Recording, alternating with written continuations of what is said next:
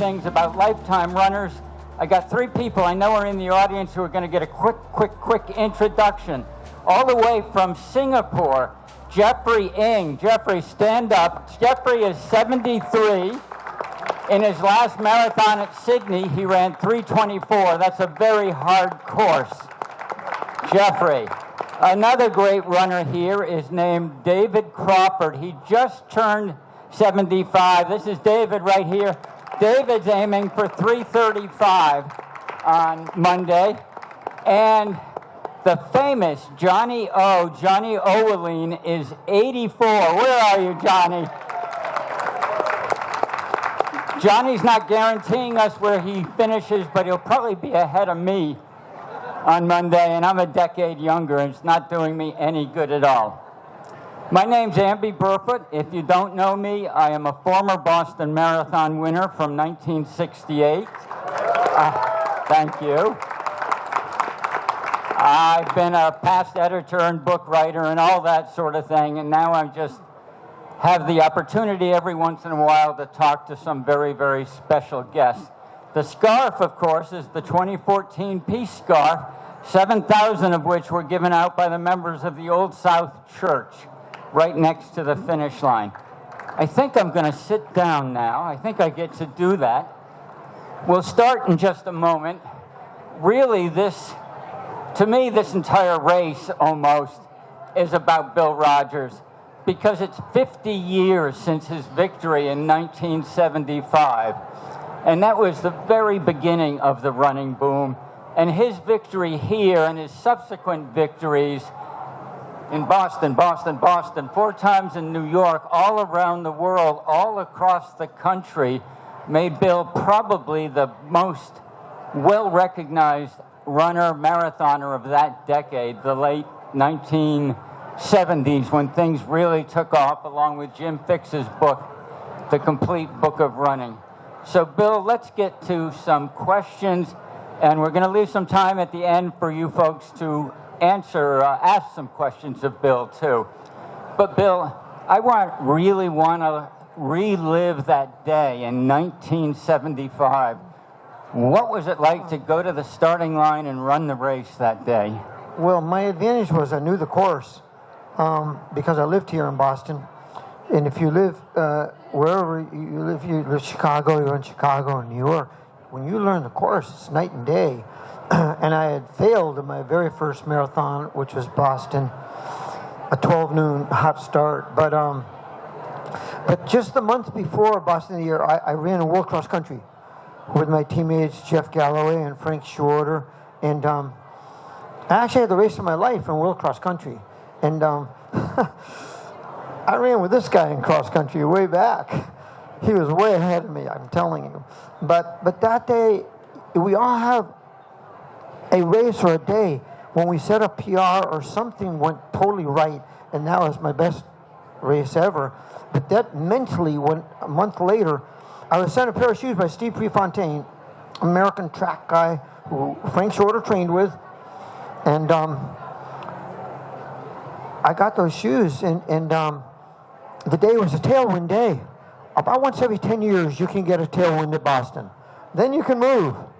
Then we don't have to mess with the hills. This is just a different thing, you know. It's all up here, our sport, Amby, as you know, and all experienced marathoners know. But if you know the course, so I got into racing with some top runners in the front. But after I won that bronze medal, I felt I could race with anyone, and suddenly I heard a yell from someone in the crowd that said, "Go Canada," because I was racing against a Canadian runner named Jerome Drayton, who had the Canadian record for like 40 years. And who I later bumped into and who later kicked my butt all over the place. But this is running. But I was just in the mood, and I said, no, I'm going for it. So I was very lucky I won that race. If you can win Boston, you do well at Boston, then you start getting invitations to other races. And that changed my life. Bill, I'm interested in how you got ready to run that fast, and we got to remember to ask you why you stopped 4 times to whatever it was, tie your shoelaces and get drinks of water and stuff. But these days, there's all these devices, the Strava and Facebook, and everybody posts their workouts, and everybody in the world sees what you're running. Which makes it seem like maybe in your day you were, doing 30 or 40 miles a week. But what were you doing? Well, I think the technology side is excellent in a lot of ways, but it's also, when I think of some of the fastest runners in the world, I don't think of them with technology. I think of them with training. You know what I'm saying? Just training and in a group, just like we did, Amby, and with Jeff Galloway, Wesley. So I bumped into a group of runners. I had quit running. We all quit running sometime, and I thought I was done because to me, running was part of being with your team. And when I moved to Boston, I was very intimidated. I'm from Newington, Connecticut, kind of a smaller town. Now I'm done running. Get my cigarettes. I had a job at a hospital. I was working selective service. And that was a great learning experience. But I was right around the corner from the Boston Marathon. And Amby and I were roommates in 1968 when he won the marathon. But when he came back, we were roommates. He didn't have a medal. He didn't talk about it. We didn't understand what the marathon was until you can see it. When you see the Boston Marathon, and so I went over there with my high school buddy, Jason Keel, and we saw the marathon. And then we said, this is what? This is intense. I love the intensity of it. And the people of Boston are going to cheer you on. You all know that. I think they're the best crowds in the world. And so I stopped. My shoelaces came untied. I made a move to get away. And my shoelaces came untied, and I stopped for water. You got to drink, but I was near the bottom of Heartbreak. I had dropped out at Heartbreak Hill before, but that was in the heat. I like the cool weather, and most of the top times in the world, they all come with cool weather. And today, flat courses. Very tricky at Boston or New York. These are duke it out races. Duke it out races where time doesn't matter. Time doesn't matter. I think there's been too much emphasis on time, and I understand it, but I just like it that we can go out there and help each other and race each other and shake hands at the end. And that's... Well, perhaps there is too much emphasis on time, Bill. But I do want to point out to everyone that Bill ran 2:09 that day in 1975 when he stopped for shoelaces and water and everything else. And there were no super shoes, and there was no one near him pushing him near the end. So who knows what it might have been? Maybe 2:07, Bill? I don't think so. Oh, come on. But we weren't thinking time. I didn't have a watch.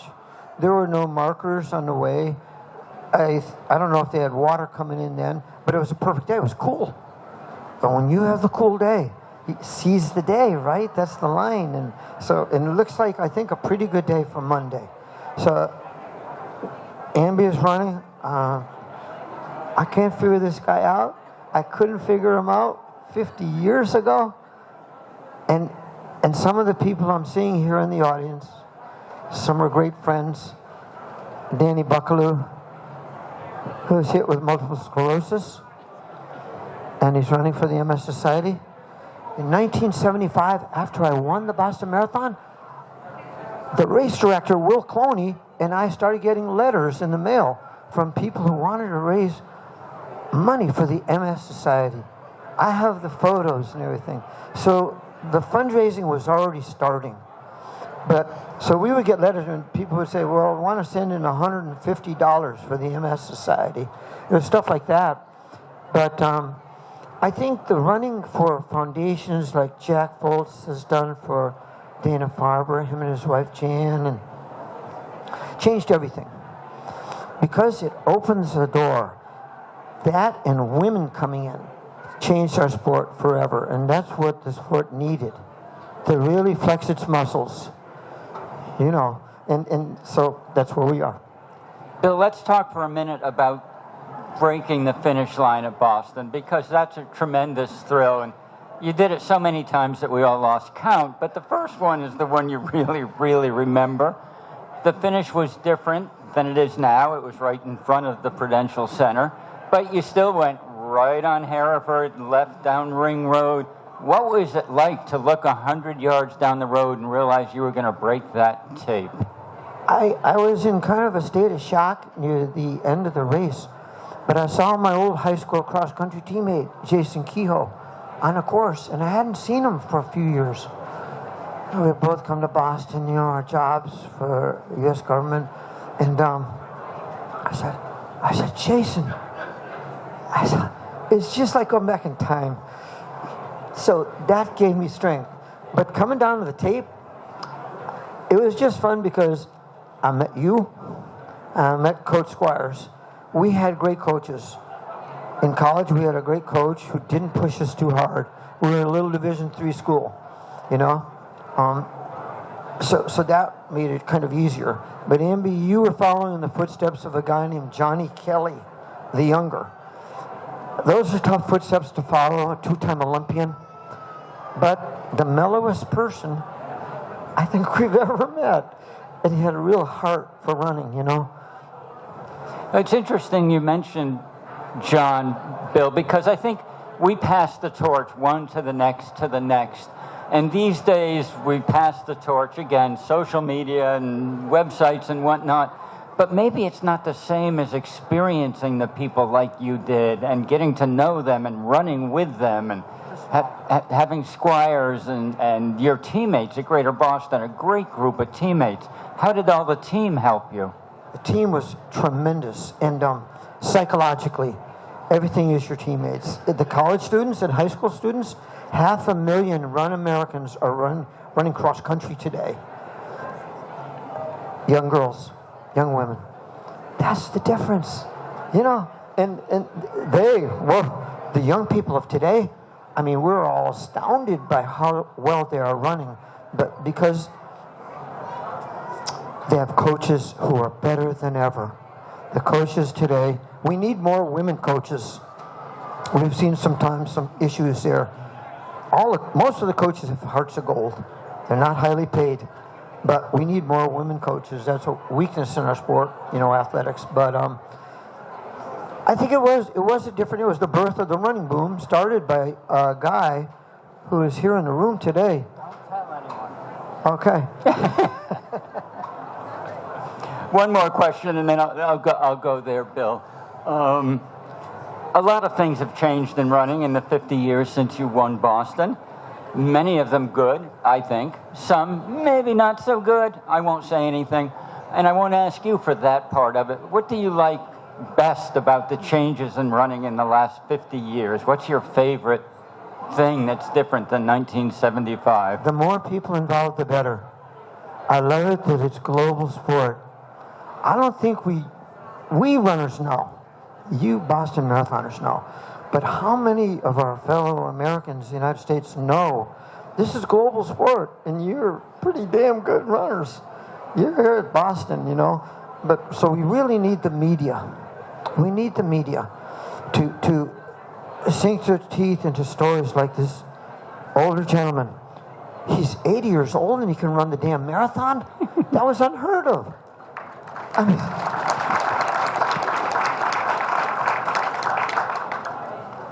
His attitude, he's a great American to me. You are a champion, and that's what all those here are. And I think the runners who kind of struggle the most are the fundraiser runners, because they're new. They want to run so bad because someone they know died of a disease, a cancer or something, and so they really want to do it. But in Jack Folds and Jan, for Dana-Farber, I know they are terrific coaches, because I know Jack from way back. I duked it out with him. This guy knows training. So I think it's more and more the goodwill of our sport is spreading. And Boston's history coming out of the Olympic Games makes it so different. And all the other marathons, New York, George Hirsch, one of the founders, along with Fred LeBeau of the New York City Marathon. He was here, running with Joan Benoit years ago. He was here in the early days. So if you are here once, you want to come back. It's a very tricky thing, I think, for the organizers of Boston. You have all these stalwarts. But Amby, I want to ask you a question. You are 78. You won when you were 21. You were a kid. I was. Most of the champions today are 24, 25. I was 27. They're older. You were a kid, but you had the dream. Was it Kelly? Why? It was partly that, I think. Bill, thank you. I refuse to answer your question because this isn't about me today. I want it to be about you and one other person. So when Bill and I were talking about this event, whoops, lost my balance. When we were talking about this event, he said, I want Frank Shorter to come and be on the panel with me. And I said, Bill, that's a great idea, but Frank never won Boston. And he, it's kind of about you. Why would Frank want to come? Nobody's invited him. And Bill said, no, I think Frank will come. And I said, well, that would be terrific. Bill clearly wants to pay his respect and thanks to Frank for Frank's contributions and leadership and inspiration. And Frank, for unbeknownst reasons, wants to be here and talk a little bit about Bill and Bill's contributions. So we're so lucky to have Frank Shorter, the Olympic gold medalist, the Olympic silver medalist, with us this afternoon.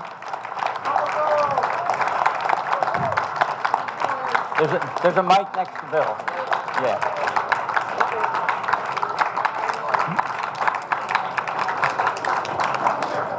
So, Bill, I got to start with you. What did Frank mean to you? He was a piece of work.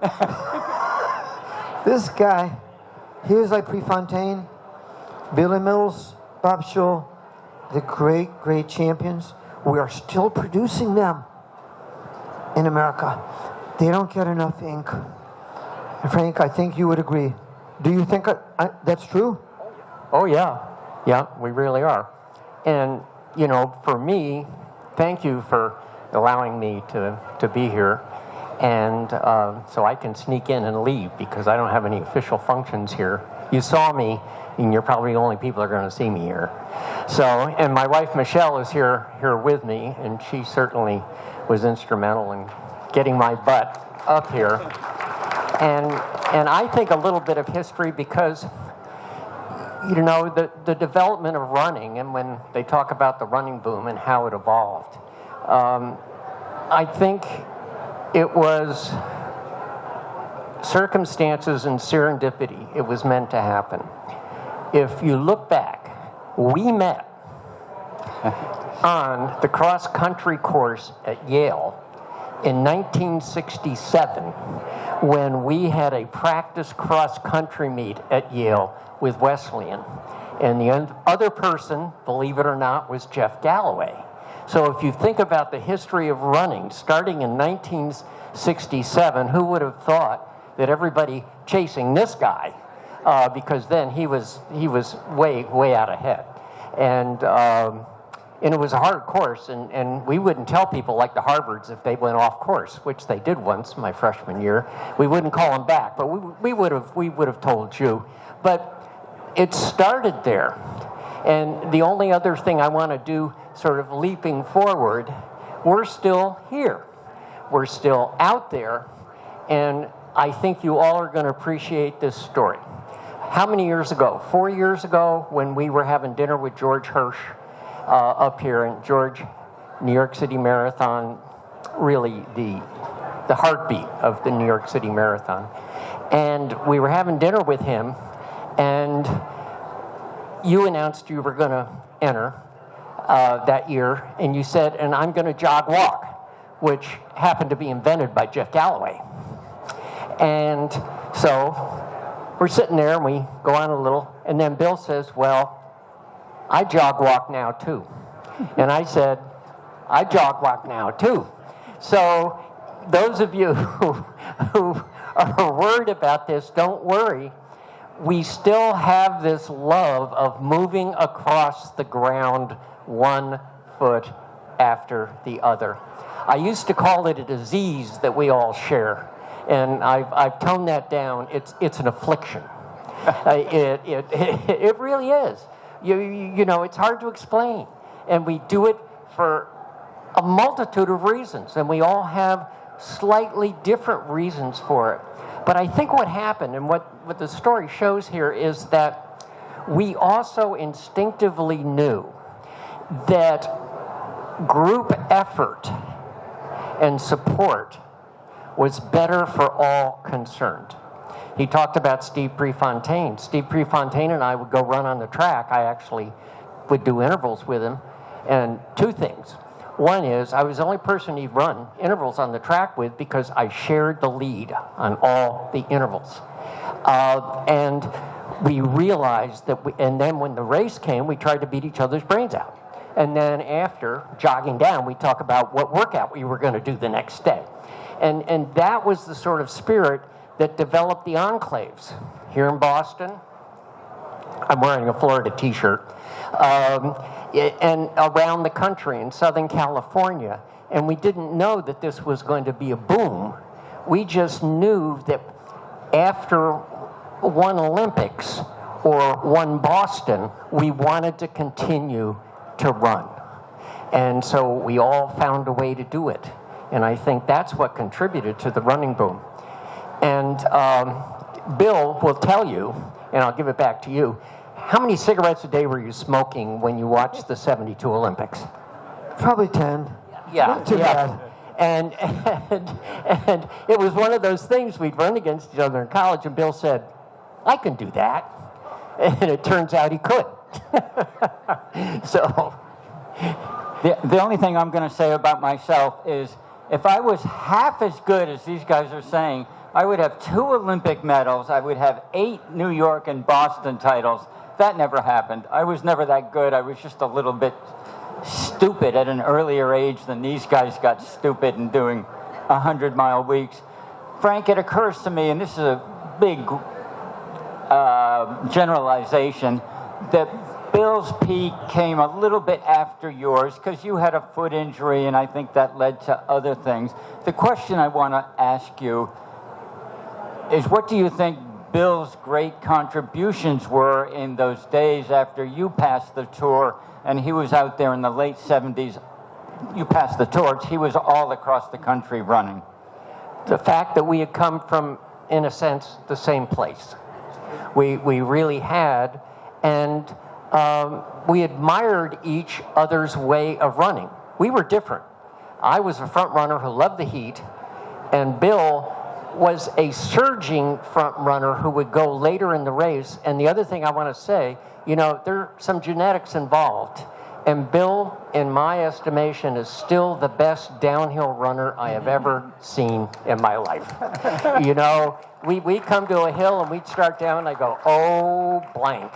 And it was just a question of, okay, how far is ahead he going to get? And so we had our strengths and we loved. And in 1975, in the Lynchburg 10-miler, we were beating each other's brains out. We got to the bottom, and there was a mile hill back up, a huge hill, and we sort of looked at each other, and I don't know who suggested it. He did. And so we got to the finish line, and we finished together. So we've actually intentionally tied, and I think that really says something. Because I knew when he finished third in the world cross country, I said, this means something, because marathon runners come from cross country. Yeah. And the other, which people don't understand really, is steeplechase.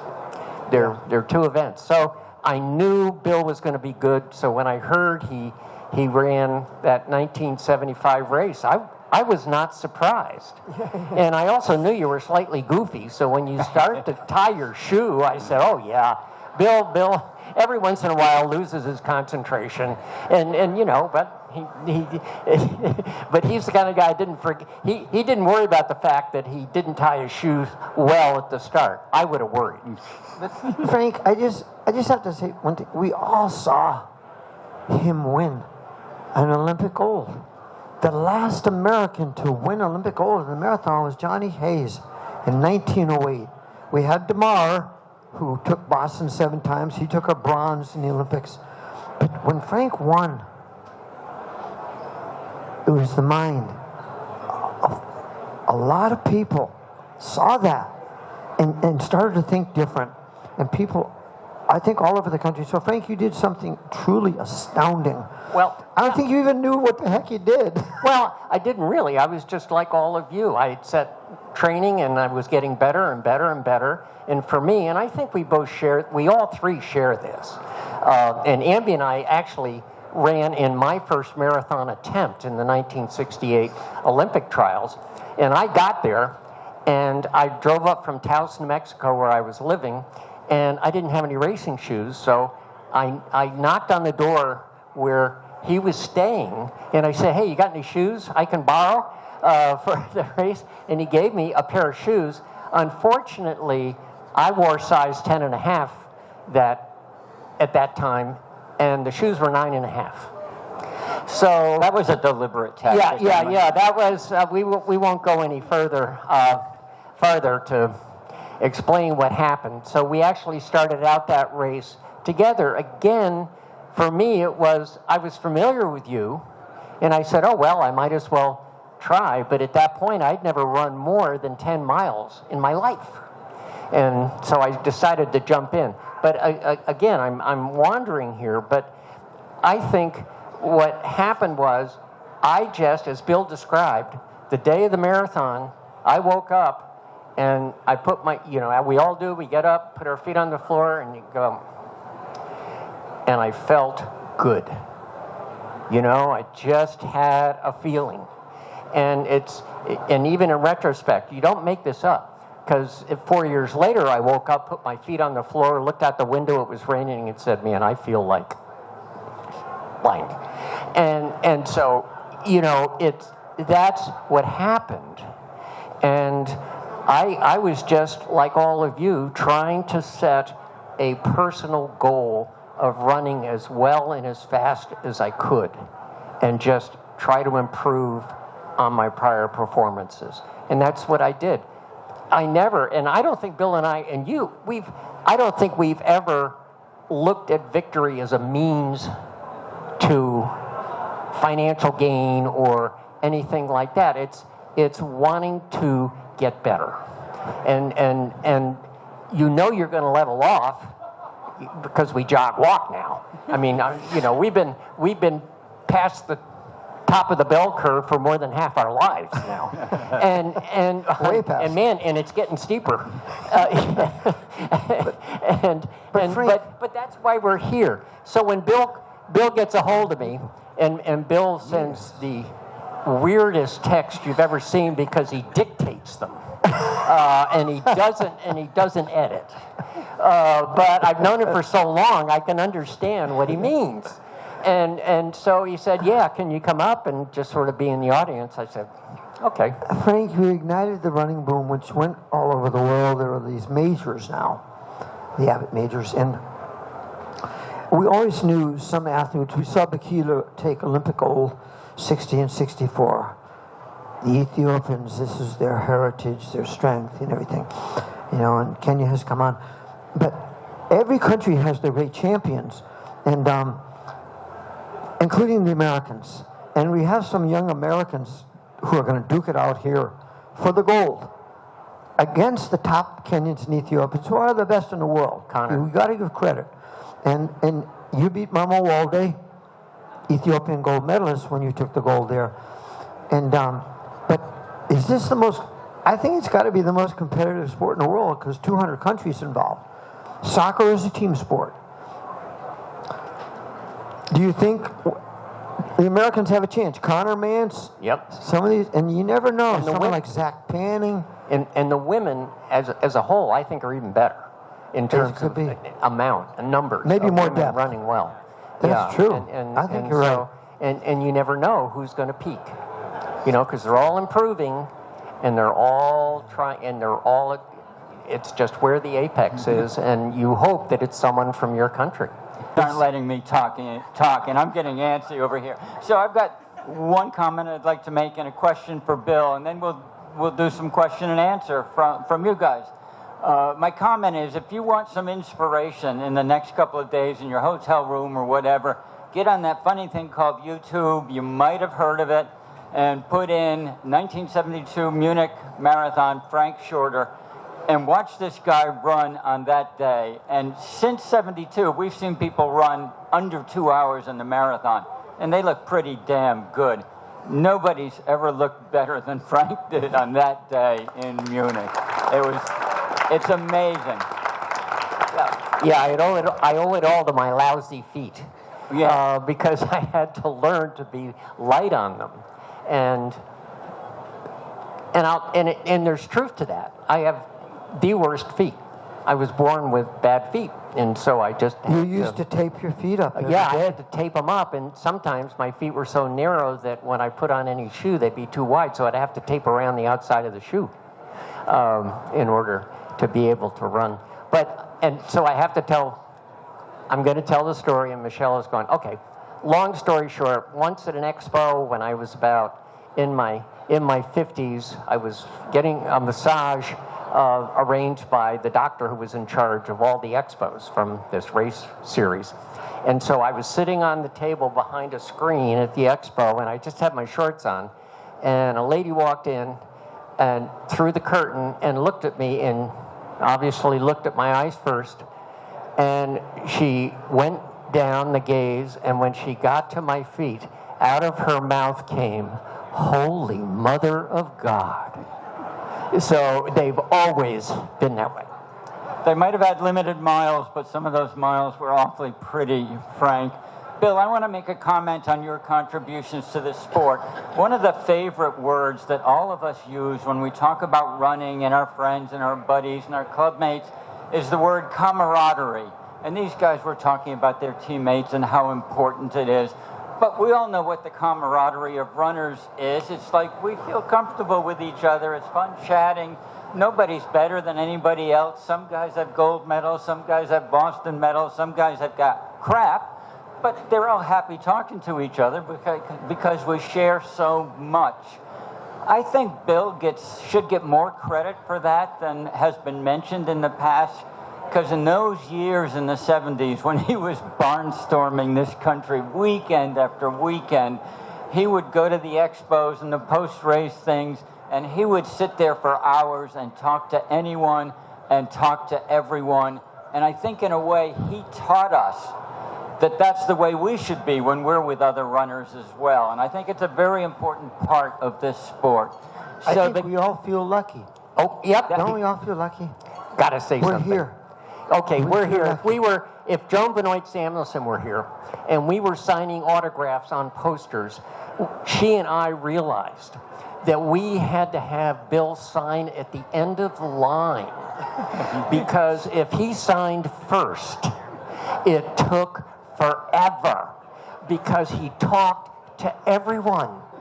And, it's, "Hi, how are you?" Yeah, how you been training? "Oh, yeah. And we're going, "Okay, Bill." I mean, and it's true.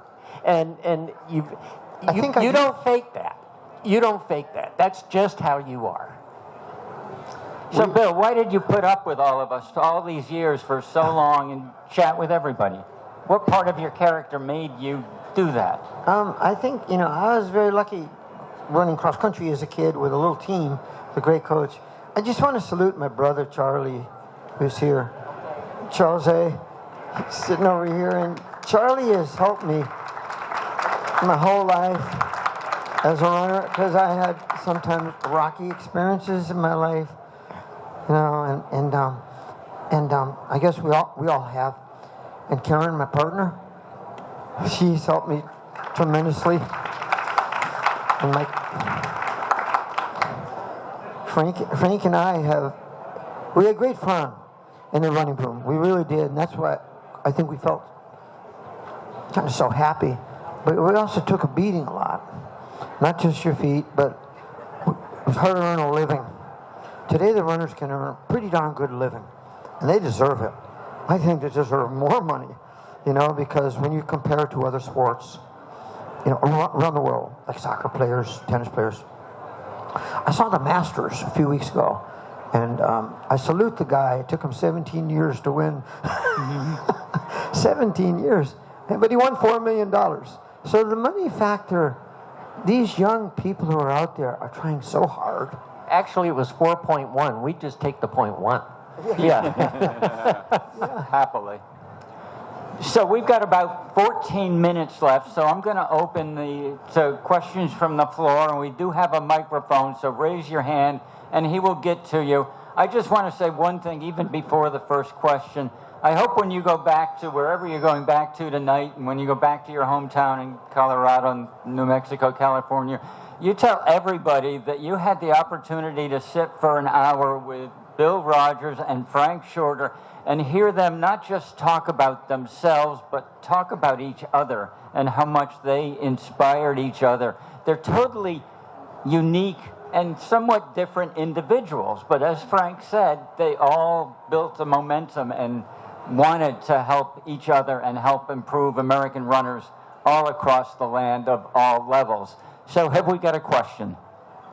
I grew up in Franklin, so I was 10 years old when Bill won his first Boston, and then, of course, everything exploded after that with running, and I went to high school, and running wasn't the sexy sport, but yet, it was now coming on, and it was really, and I grew to love running and watching you guys, just an amazing thing, and each of you feeding off of each other. Bill, once you started running and winning, did you start feeling more pressure to win? 78, 79, 9. I overdid it. I got crushed later, really. I dropped out of 8 marathons, running for the money. Got my, and so I would get crushed. But heavy toll, personal life. So those are the tricky things. But I always had support from coaches. My coach Billy Squires here in Greater Boston Track Club was a real leader, and I think Greg Meyer won because he moved to Boston and trained Boston under Coach Squires. Bobby Hodge, Jack Foltz, who's sitting right there and has helped raise tens of millions of dollars with his wife Jan for Dana-Farber. The impact of our sport, and each of you, you're playing your role. You're doing different things, and some of you are fundraising. We didn't really have that chance so much, Frank. Back in the day, it was small, but we're still having fun. But cross country is a team sport, and so is marathoning. So I think that's what it really is. You're out there with your friends, and sometimes you hate your teammates. I used to duke it out with Randy Thomas, and this guy was pretty damn good, and he was faster than me in the mile. Did you ever have you had a couple teammates at Yale that were damn good? Oh, yeah. In Georgetown, Stadsburg, and Jack Batchelor. Oh, yeah, in Florida. And the other thing I think that we learned, both of us, is, part of our contribution, I think, and you too, has been as mentors, to other athletes. When someone like that's what Bill does when he's signing autographs. He's not just signing, he's mentoring. And so I think we were all willing to do that. And again, it's out of appreciation for people who share the same love and interest that we do. And that's what you're doing. And one of the things you do in mentoring, Frank, and Bill just now in his candor to the question, we thought it was going to be a happy answer. It was kind of a serious, candid answer, right? Guys who win Bostons and gold medals and get on magazine covers, it looks like their life is all Hollywood glamour, right? But it's not. Everybody has a tough life in one way or another, and Frank has told his story, and Bill had prostate cancer a number of years back, and we all have life changes that we never anticipated when we were young. But somehow we work through those. And I guess one of the ways, Frank, is by staying friends and continuing to support each other and continuing to support everybody else who's part of this running community as well. Because running is a great recovery sport, isn't it? If you got a problem, it's a really, really great recovery sport. That's been proven so often, and I'm sure many of you have been through your own phases of that as well. And some of us are better at it than others, but it's still recovery, you know, and it's just where you are on that continuum. And I think what we're showing up here is that it doesn't matter where you are on that continuum of performance. It can do the same thing for you that it's done for us in terms of our own personal happiness. Someone's watching you, your family members. Today it's a family sport. Before it was just 15 guys, 100 guys, 300 guys. It was boring. It was tedious. It was a boring. Frank changed that in a lot of ways, but Joan Benoit Samuelson and Patty Dillon came in. The women are starting to come in, you know, and I think you made that point, Frank, that the women's field here, you know, Sarah Hall, what she has done, her husband Ryan too, but Kira D'Amato's here. I like it that the BAA has built this great field, not just to the younger runners, but they're looking at the older runners.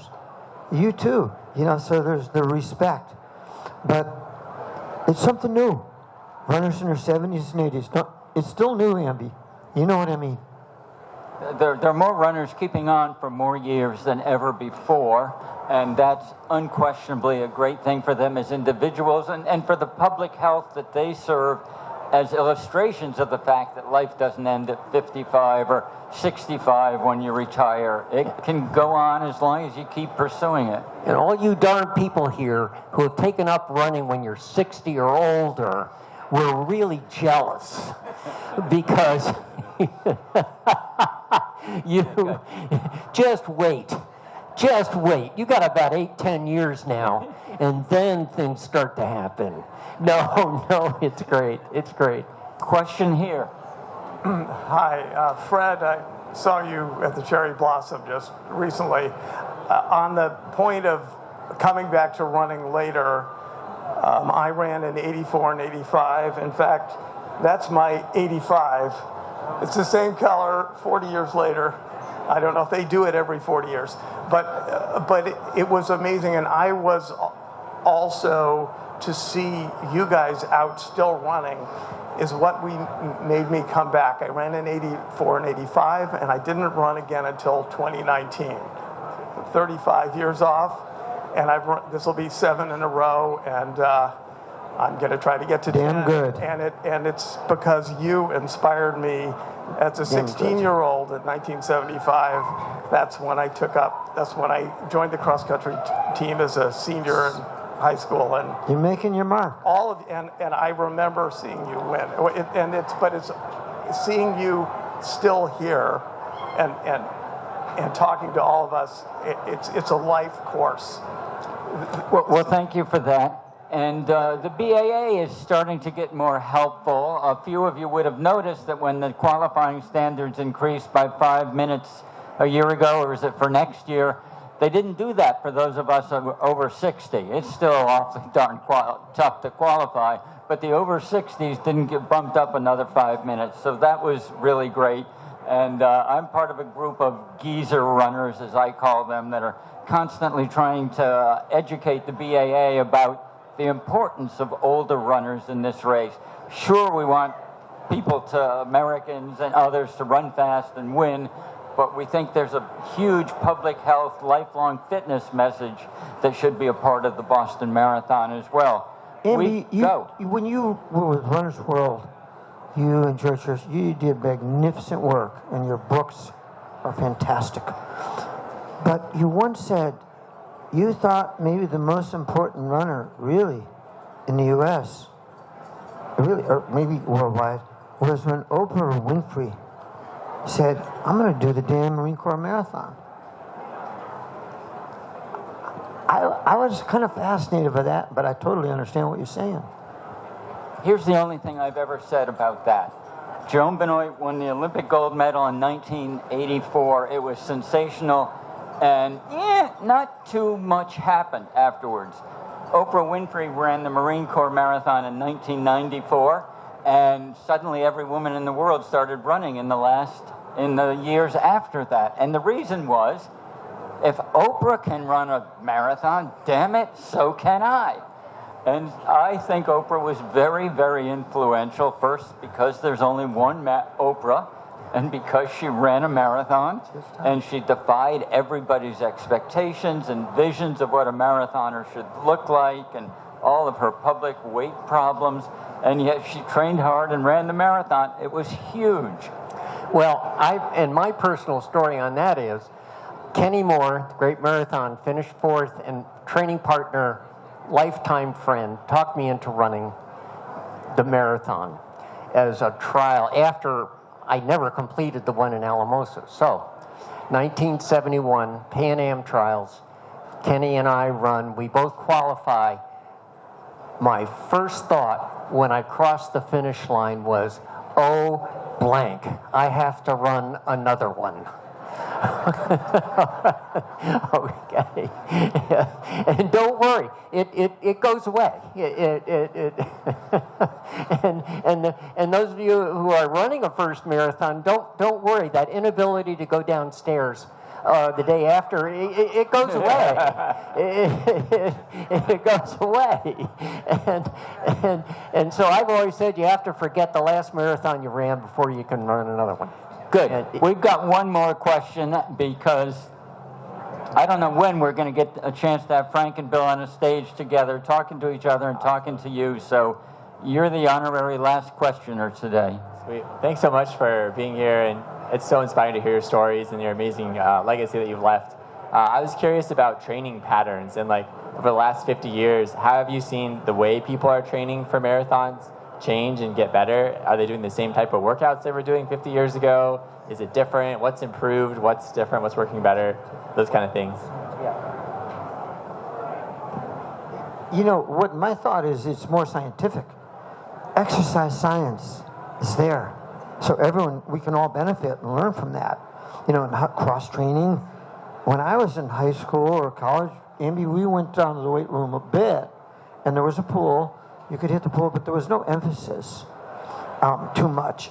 Today, that knowledge, you know, is there.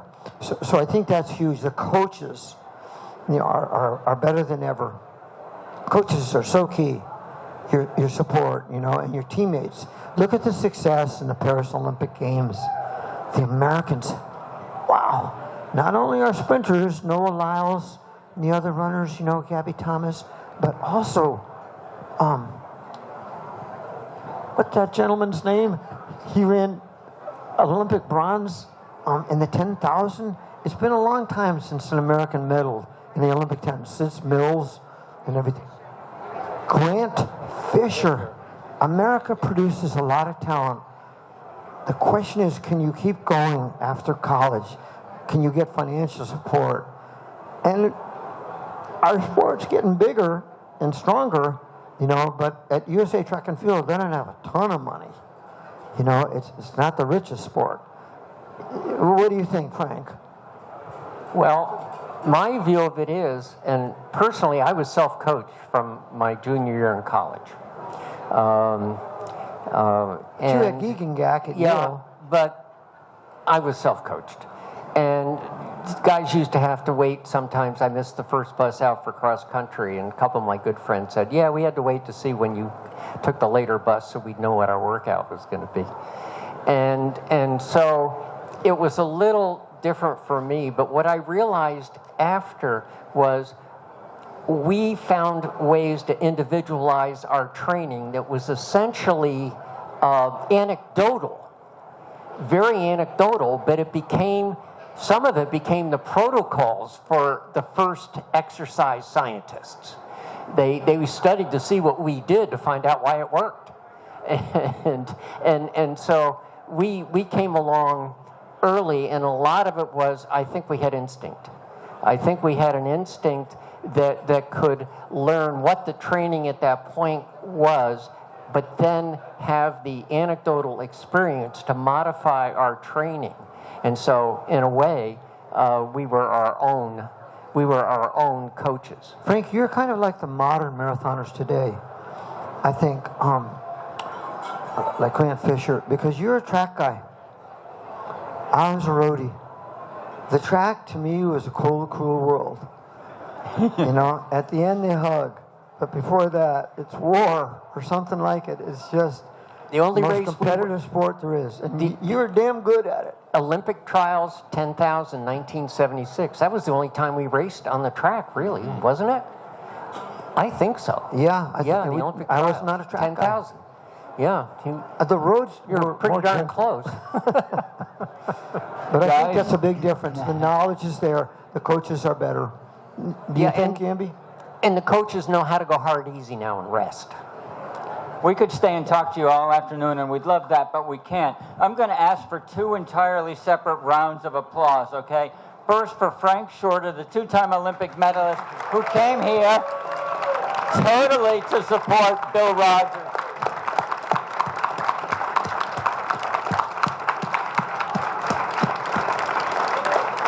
Take a brief rest.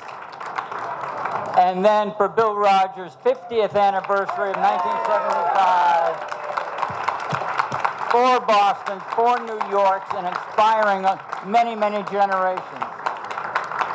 Great. Thank you for coming.